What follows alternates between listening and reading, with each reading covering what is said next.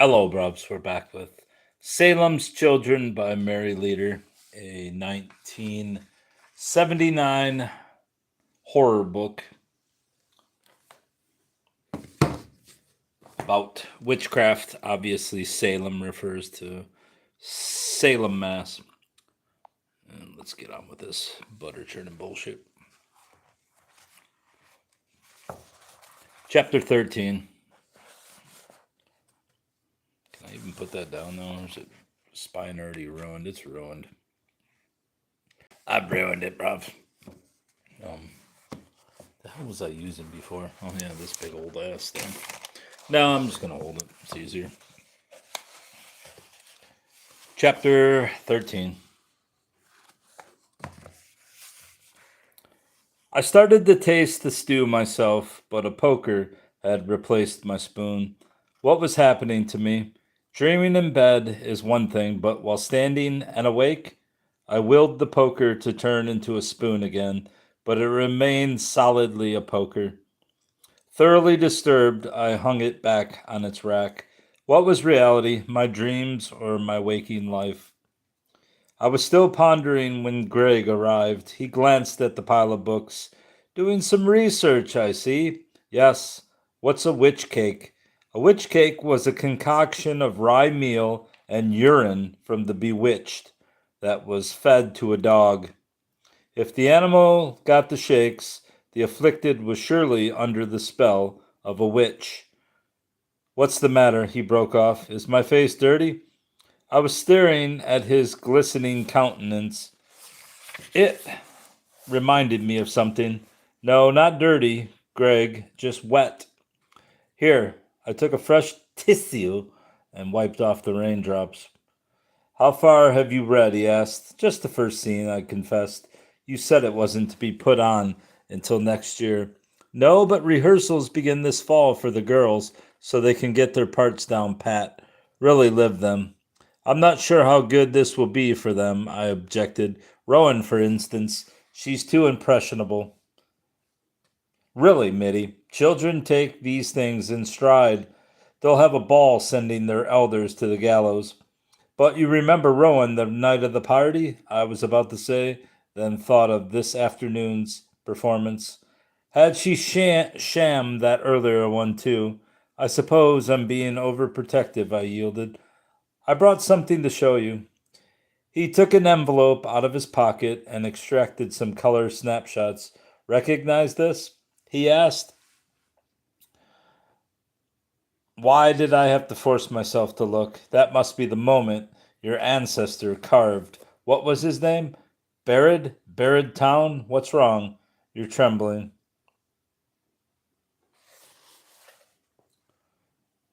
Salem's Children by Mary Leader. It's really impressive, I hurried on. Oh, wait, that's the wrong one. It's chilly in here. Let's come closer to the fire, I said, trying not to remember the rugged man with the sleet melting off his mantle, who'd been sitting on the ingle nook. Still don't know what an ingle nook is. Just now, there be always a need for tombstones, he'd said. It's really impressive, I hurried on. The coat of arms and the plumed knight especially. I shuddered involuntarily at the next few he handed me. So these are the skeletons in Hourglass. You're right, that winged hourglass does look like a vampire. His attention had wandered to the books on the table. There are good references here, he said, rifling through them. Don't expect any of them to agree, however. Do historians ever? The name of the game is to get a new angle or the book won't be published. He frowned. Isn't it good to get new interpretations? What happens to the original truth? I'll bet someday some bright-eyed historian's going to canonize Hitler and people will believe him because his book's a bestseller. You can't judge people of the past in the light of our thinking today. If you were to tell a colonist not to drain a swamp because it might hurt the ecology, he wouldn't have the slightest idea what you were talking about. or try to convince him that Indians are people with rights. He'd say they are Why do they keep saying salvages? Is that how you spell savage? He'd say they are salvages. Is that right? It can't be right. Savage is spelled FAV, right? It's like the 15th time they've referred to it as salvages. He looked up in surprise. You've really been reading up on this, haven't you?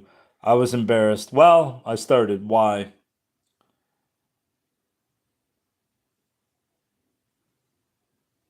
Because just now you used the old term for savage.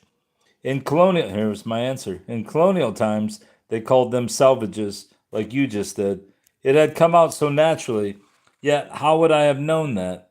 I read books by ESP, I laughed. I still say it's unfair to judge our ancestors by our present standards. Are you trying to justify the witch trials? Not at all. Yet, if we had to live with their superstitions and fears, who knows what we might do? His eyebrows knitted above his glasses, but I do write from conviction, not just to sell a book. I thought how like a little boy he looked at the moment. I suppressed a desire to run my fingers through his softly waving blonde hair. You know, this is really fine sculpture, I said, by way of apology. Gruesome as they are, those skulls and stylized ribs are a work of art. But why did he carve two skeletons on the stone? Stoughton never married. I don't know. I never thought about it, he replied slowly. The skull was a common motif on colonial tombstones, but I can't remember any other instance where two were used. Of course, this was more elaborate and expensive than most. Look at the way those ribs are intertwined. Was Buried Town trying to say something? Involve the old boy with a woman? He shrugged. Could be, if the old curmudgeon could have loved a woman, or any woman him. What makes you think he was unloved? Do historians say so? I retorted. How could they know? That's a good question, he conceded. He was a bachelor, therefore they conclude he was unloved. That's not what I've heard about bachelors, I flung back. Then there's hope for me, he said teasingly, reaching out his hand. The response within me died as the hand continued past me to pick up a book with royal blue and red binding. No wonder he'd never married. Here's an excellent source, he remarked. Samuel Sewall's diary. Sounds deadly dull. Not at all. Sewall was the American Pepys, whatever that is. His courtships of eligible widows and his descriptions of colonial life are delightful.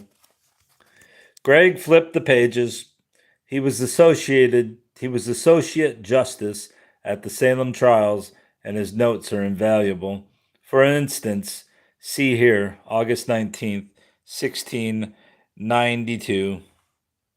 The book is Salem's Children by Mary Leader. It's a fiction book, and it is about witchcraft, obviously. This day, George Burrow, John Willard, John Proctor, Martha Carrier, and George Jacobs were executed at Salem. A very great number of spectators being present. Mr. Cotton Mather was there, Mr. Sims, Hal, Noyes, Cheever, and etc. Pardon. All of them said they were innocent, Carrier and all. Mr. Mather says they all died by a righteous sentence. Mr. Burrow, by his speech, prayer, protestation of his innocence, I can't do it. Protestation of his, or is it protestation? Protestation of his innocence did much more unthinking persons, which occasions their speaking hardly concerning his being executed. George Burroughs, Gregg explained, a former minister of Salem Village, nearly saved himself at the last moment by reciting the Lord's Prayer without a flaw. They believed that no witch could get through it without stumbling. I noticed Sewall called those who were swayed by Burroughs unthinking. Yet Sewall was the first judge to recant. Oh, here's something interesting. About noon at Salem, Giles Corey was pressed to death for standing mute. The heck is pressed to death?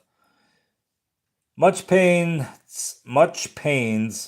was used with him 2 days. Much pains was used with him 2 days. All right. One after another, by the court and Captain Gardner of Nantucket, who had been of his acquaintance, but all in vain. So Giles got his comeuppance after all. After the way he testified against his wife, he deserved it. Greg looked up, surprised. You read farther than I thought.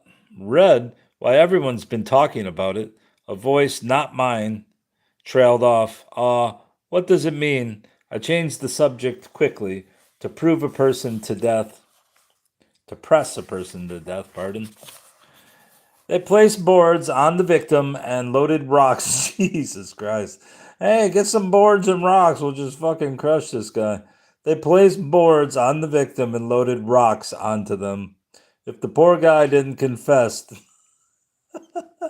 I didn't do it. If the poor guy didn't confess, they'd pile on more until he was crushed to death. Giles died a hero at the last, refused to plead either guilty or innocent so that his heirs' property wouldn't be confiscated. 80 years old, and it took 2 days to dispatch him. Poor old man, I felt a wave of guilt. Looking over Greg's shoulder, I read aloud, September 20th. Now I hear from Salem that about 18 years ago he was suspected to have stamped and pressed a man to death, but was cleared. 'Twas not remembered till Ann Putnam was told of it by said Corey's spectre the Sabbath day night before the execution. Did Sewell really believe such nonsense?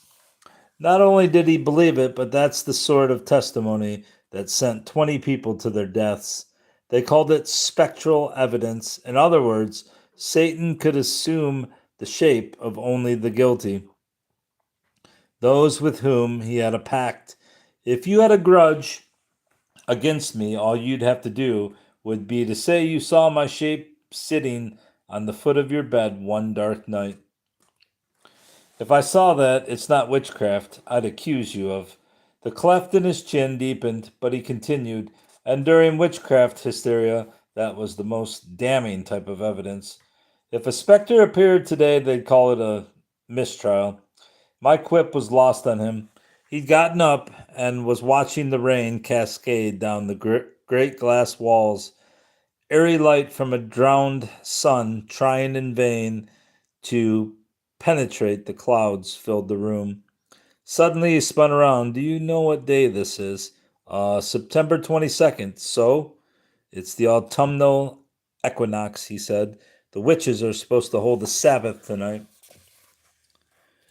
I thought of Dylan and his coven out at Aunt Bo's old farm, and wondered if they'd be celebrating inside, I hoped. And he went on, nearly 300 years ago today, the last of the Salem executions were carried out, which may or may not have been a coincidence, that is, if an upper-class coven were offering sacrifices to their god. Oh, Greg, that's way out in left field. I know, but it's an intriguing speculation. He turned towards the window again. Strange. It rained later that same day. Sewell made a note of that. Was she among them? Who? Your ancestor's sister, Mary Eastick. He started. Where did you get that name? Why, from you, Greg. Don't you remember? You told me about her the day you gave me the script. I'm sure I used the name Etsty, not Eastick. None of the reference books you have here use that version. So, where did you get it? From the family Bible, I almost told him, but that had been a dream and he wouldn't understand that. Already he looked at me as if I were some sort of spectral evidence. You must have used the old form unconsciously.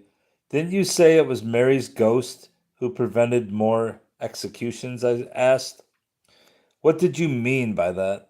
It's in the record, he replied, letting himself be sidetracked. A Wenham girl reported to the Reverend John Hale on November 14th that for nearly 2 months since Mary's execution, she'd been afflicted by her shape, crying out for vengeance. Mary, it seems, had first visited the girl in spectral form just hours before her execution. I am going upon the ladder to be hanged for a witch, but I am innocent, and before a 12-month be past, you shall believe it.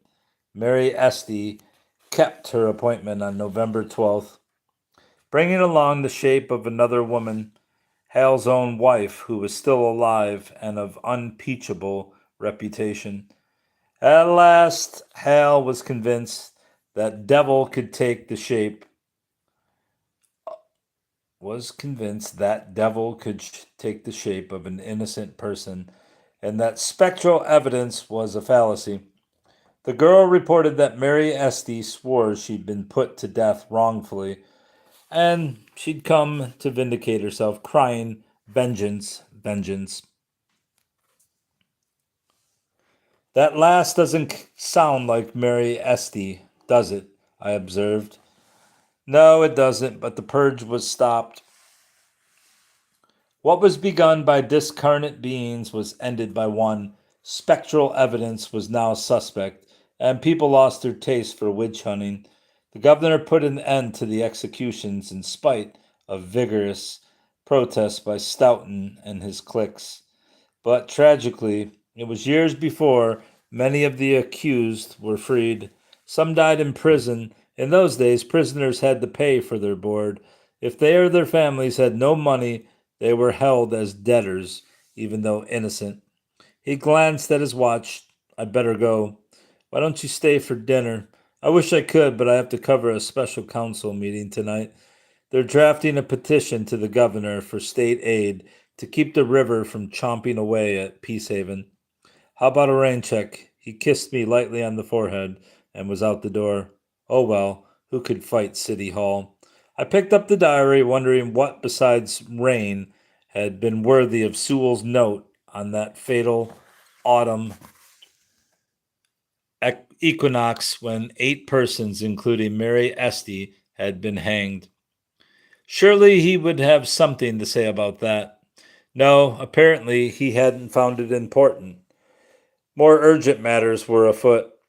Thursday, September 22nd, 1692, William Stoughton, Esquire, Mr. Cotton Mather, and Captain John Higginson, with my brothers, Saint, were at our house, speaking about publishing some trials of the witches. Oh, so they were sensitive about PR in those days, too. I read on.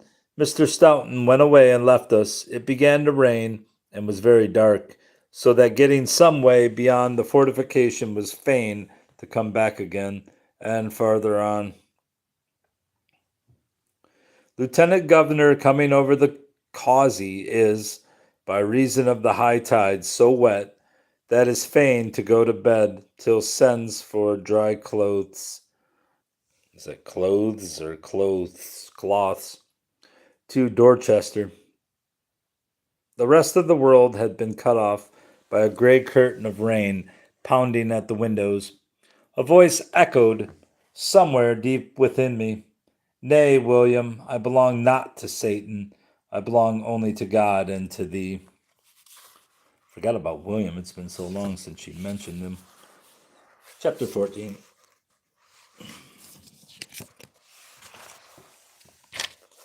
Hold on. Let me get a drink.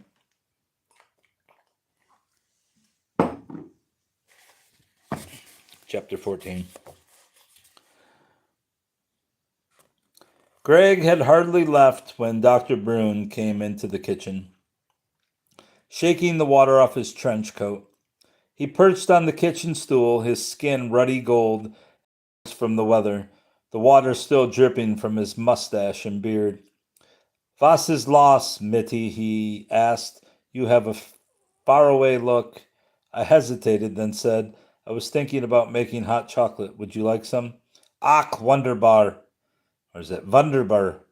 "Wunderbar," he exclaimed. "Understand, this is part payment for a psychiatrist consultation," I said after I'd set out the cups of steaming chocolate. "I expect your bill to be reduced accordingly." I said it lightly, but there was concern on his face. Is it about Rowan? He asked. She has had another spell. I thought so at first, I replied, but it was only an act.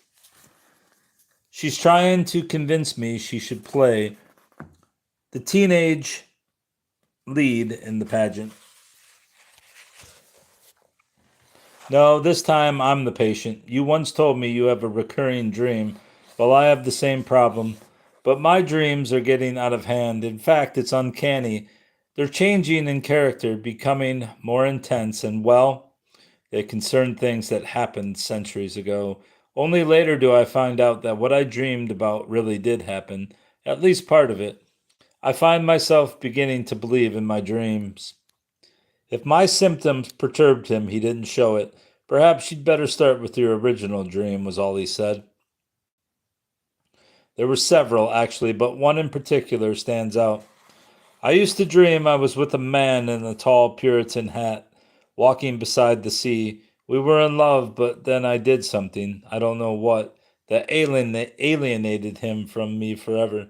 Lately, however, I've been having other dreams, all related to the same general period in the Salem area. In most of these dreams, I'm older and married to another man. It's as if all the years between Salem and Peacehaven had been stripped away, and events that took place then are trickling through a thin wall of time into my brain. Does that sound crazy? My cup shook as I tried to sip my chocolate. What would he think? A low laugh snapped the tension building up in me. You are asking a psychiatrist if that sounds crazy, he continued to chuckle. Mein lieb, Mitty, you'll have to do better than that to make me think you're crazy. But there's more, I said, reassured. In my dreams, I seem to be reliving scenes in the life of a person who actually existed. Her name was Mary Town Esty, and she was executed in Salem on this very day in 1692. What's more, Greg is collaterally descended from her. There goes that. Well, that is natural, he said. You picked that up from him. Not exactly. Before I ever met Greg, I dreamed I was Mary Town, and I was in the kitchen of our home in Salem Village, talking with my mother. She reproached me for spurning the suit of Isaac Esty. I keep wanting to say Etsy. Esty, the cooper, and aspiring to be married above my station to a young gentleman from Boston. How could I know those names or that Isaac Esty really was a cooper? He shrugged. Perhaps you heard it all as a child. No, the people here weren't obsessed with their heritage then, not like they are now. Oh, they made jokes about their witch ancestry at times, but only in passing. Furthermore, while most of the family names here are right off the Salem gallows, there were no towns or Estes here then, so I wouldn't have known those names. Do you think there might be something to reincarnation after all? I asked abruptly. He didn't answer immediately, but kept stirring his chocolate. You and Lucian argued about that when you first came, he recalled. I feel as you do. It's a tempting theory. It hasn't been proven one way or the other, and I don't think anything in the Christian religion demands we choose either side. We can only conjecture, and conjecturing produces many possibilities besides reincarnation. He placed his broad, powerful hands on mine, but in spite of the intimacy of the gesture, he seemed to be speaking from a great distance. As a scientist and physician, I should accept only those things I can perceive through my five senses, but I cannot. I am basically a meta and met agnostic, or is it metagnostic? Which means I believe that a knowledge of the absolute is attained not through logical or scientific processes, but through a higher consciousness Intuition, if you will. Man cannot wait for science to prove the absolute. He must make great mental and spiritual leaps forward beyond the reach of science. He stopped and shook his head. I sound as though I am beginning another book. To put it simply, my dear Mitty, I believe in a life after death. If my conviction is correct, those Salem people of whom you speak are somewhere, whether reincarnated or on some other plane of existence. Call it heaven, if you will. A warmth had stolen over me. I remembered the discussions I used to have with my father. And where are those other planes of existence? He rambled on. Maybe, as you say, we've separated from them by a thin wall, and Mary Estie's thoughts are coming through to you. Perhaps she's directing them to you. But why? My father had never gone that far. That's even further out than reincarnation. Why should Mary Estie be trying to get through to me? He withdrew his hands and gestured helplessly. I cannot answer that. Perhaps she wants to communicate something that's been forgotten in time, or, he paused, or she's trying to warn me of things to come, I shivered. It may not be Mary Estie at all. Possibly you picked up someone else's thoughts, Greg's, for instance, before I even knew him.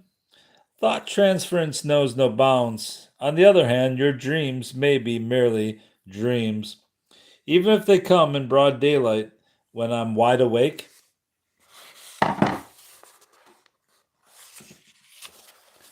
Waking dreams are not unknown. He patted my hand. Don't worry, Mitty. I don't think you're hallucinating, but you are very sensitive, possibly mediumistic. So were the saints. I never thought I had anything in common with them, I laughed, but you could have had something in common with Mary Estie, both you and Dana. According to my dream, Mary and her mother were versed in ancient medical lore handed down to them from the old wives, maybe witches for that matter. They cursed with herbs and rhymes, and some of their treatments were astonishingly ahead of their time. For instance, in one dream, Mary's mother inoculated an Indian girl with matter from pustules on Mary's hands. You see, I was down with the cowpox and I stopped. Dr. Brune had lost his air of detachment and was staring at me. It's not possible, he breathed. Of course not. Vaccination hadn't been invented. I don't mean that. You just reminded me of a dream I had last night. Perhaps there is something to your theory of a thin wall. I thought I visited the home where the good wife told me she and her mother had saved some Indians from contracting smallpox by rubbing pus from cowpox into cuts on their arms. I remember being both intrigued and horrified. Horrified because the practice sounded like witchcraft, yet these Indians had remained immune. Who? Who was this woman? I don't know, but I was Cotton Mather. It was my turn to stare. The one who attended the hangings and wrote about the witch trials? He's mentioned in Sewell's diary. The same, however, the dream could easily have arisen from my subconscious. You see, I could not call you crazy without pointing a finger at myself. In the course of my theological studies, I became obsessed with John Calvin and Cotton Mather. Who the hell names their kid Cotton? Two of the most brilliant bigots who ever lived. At times it was even seemed they were taking me over. Calvin sent Michael Servetus, a Spanish physician and Catholic theologian, who dared question the Trinity, to the stake. Cotton Mather, for his part, wrote pamphlets on witchcraft that inflamed the people of Salem. Worst of all, he prevented the reprieve of his fellow divine, George Burroughs. Ironically, Mather, years later, provoked the wrath of his contemporaries while making his finest contribution to mankind. Having studied medicine, he became interested in a London physician's paper on smallpox inoculation. During an epidemic in 1721, Mather persuaded Dr. Zabdiel Boylston of Boston to inoculate 241 people. Of these, only 6 died, a remarkable record, especially since they were using the dangerous method of inoculating their patients with smallpox matter instead of the safer cowpox vaccine Jenner was to discover years later.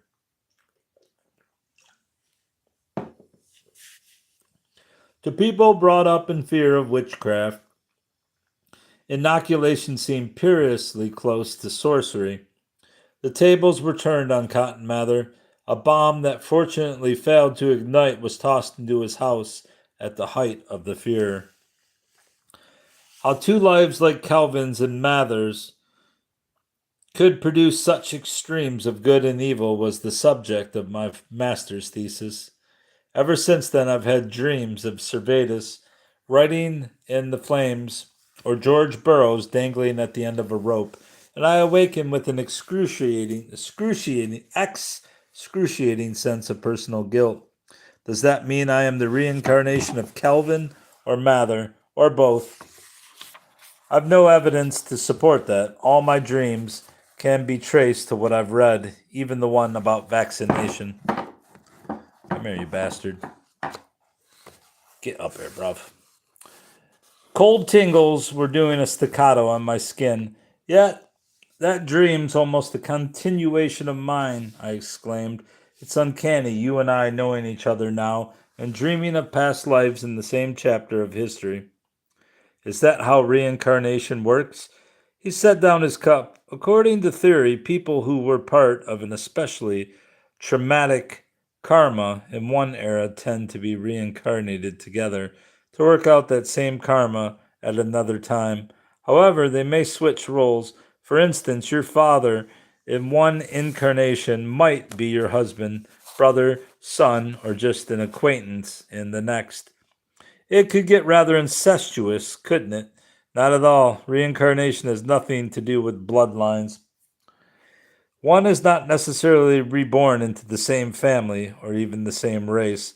Only the spiritual part of us reincarnates. Incest is purely physical, as is one's sex. A woman in one life may be a man in the next.